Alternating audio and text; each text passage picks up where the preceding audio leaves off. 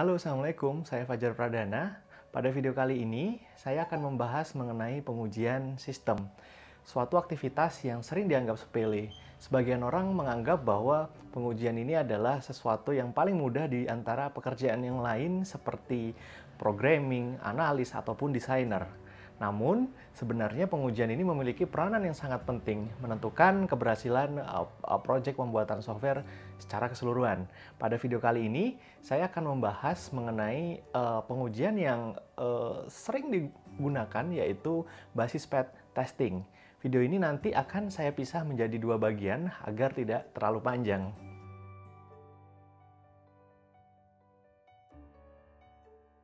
Sebuah sistem atau perangkat lunak sedapat mungkin itu terbebas dari yang namanya kesalahan ketika sudah sampai di tangan pengguna.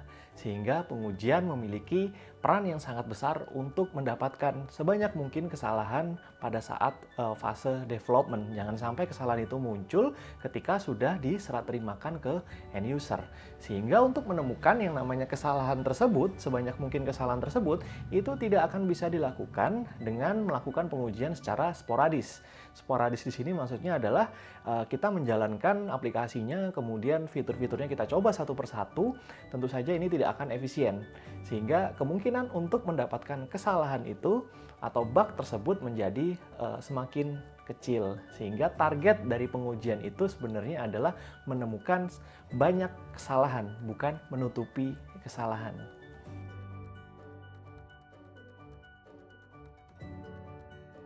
Ketika kita akan melakukan pengujian, kita harus membuat yang namanya perencanaan.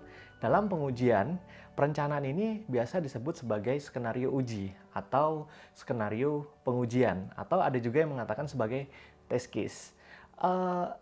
Analogi sederhananya ketika kita melihat video pengetesan sebuah mobil untuk mengetes keamanan, seberapa aman mobil tersebut.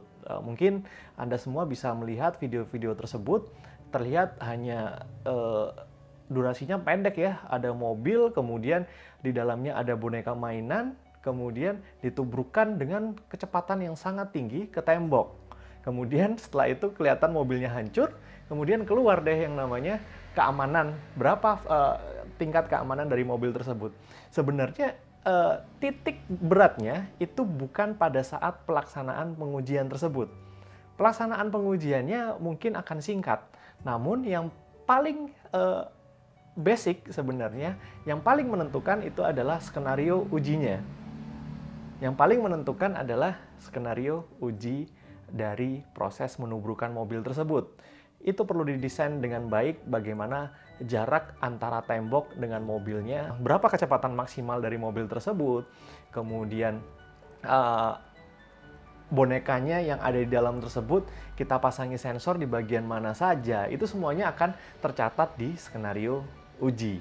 Jadi yang ribet sebenarnya bukan pelaksanaan pengujiannya, tapi skenario ujinya. Bagaimana dengan kita membuat skenario uji tersebut bisa memaksa mobil tersebut pada performan tertingginya. Sama halnya ketika akan menguji sistem atau perangkat lunak. Kita menguji itu harus bisa memaksa perangkat lunak tersebut pada titik tertingginya, sampai sejauh mana aplikasi itu bisa berjalan. Biasanya ketika performanya sudah maksimal, di situ akan keluarlah yang namanya kelemahan-kelemahan dari sistem tersebut, atau biasa disebut sebagai bug. Jangan khawatir ketika melakukan pengujian ternyata muncul begitu banyak bug di situ. Anda harusnya bersyukur karena bug itu muncul pada saat fase pengembangan, bukan pada saat diserah terimakan ke pelanggan.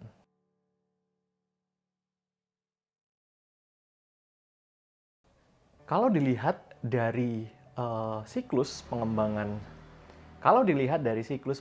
sistem, pengujian ini ada di fase setelah coding, di menjelang akhir ya, sebelum itu diserah terimakan ke end user. Padahal sebenarnya idealnya ketika melakukan pengujian itu tidak harus menunggu di fase-fase akhir.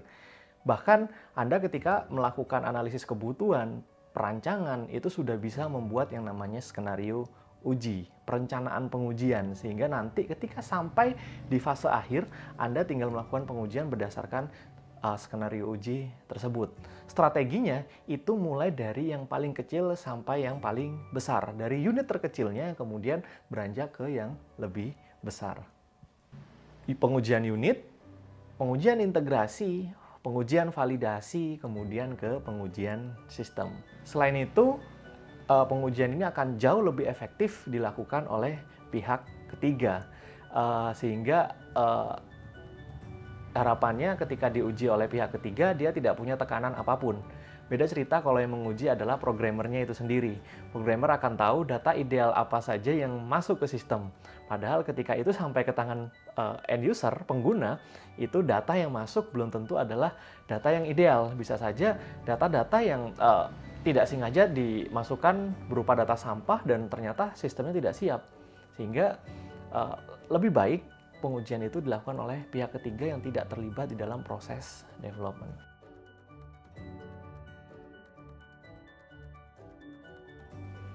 Ada dua teknik pengujian. Pengujian dengan kotak putih atau biasa disebut dengan white box testing.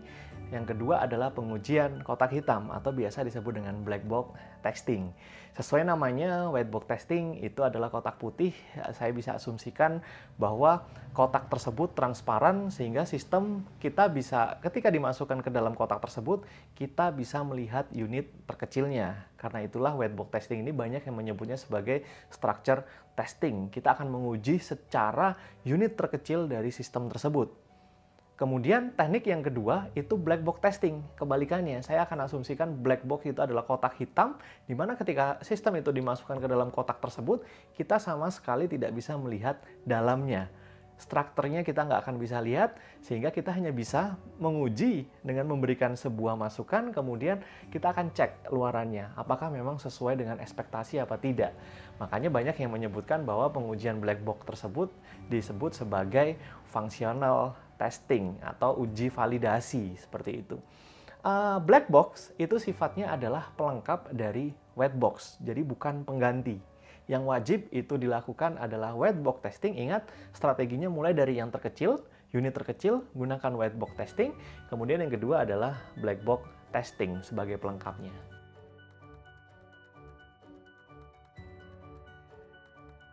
Dari dua teknik tersebut, di dalamnya begitu banyak jenis-jenis dari pengujian. Kali ini saya akan membahas pengujian yang disebut sebagai basis path testing. Salah satu jenis pengujian yang menggunakan prinsip dasar dari white box testing.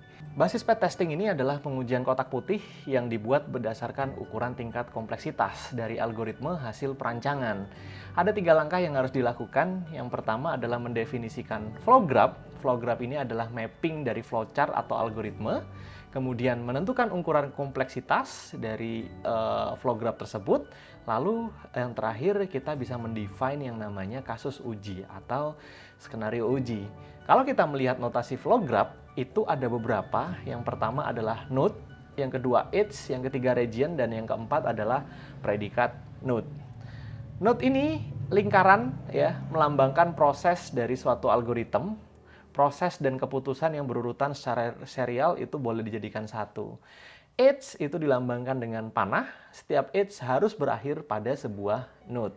Yang ketiga itu region, daerah yang dibatasi oleh edge dan node itu disebut sebagai area atau dikenal dengan nama region. Dan yang terakhir itu adalah predikat node.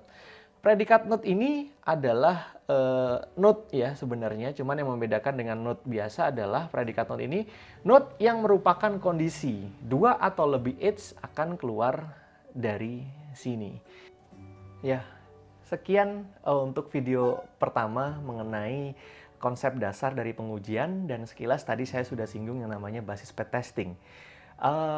Segera ikuti untuk video yang kedua, karena video yang kedua itu saya akan membahas mengenai studi kasus, mengenai teknis cara menghitung dan mendefine kasus uji dengan menggunakan basis path testing.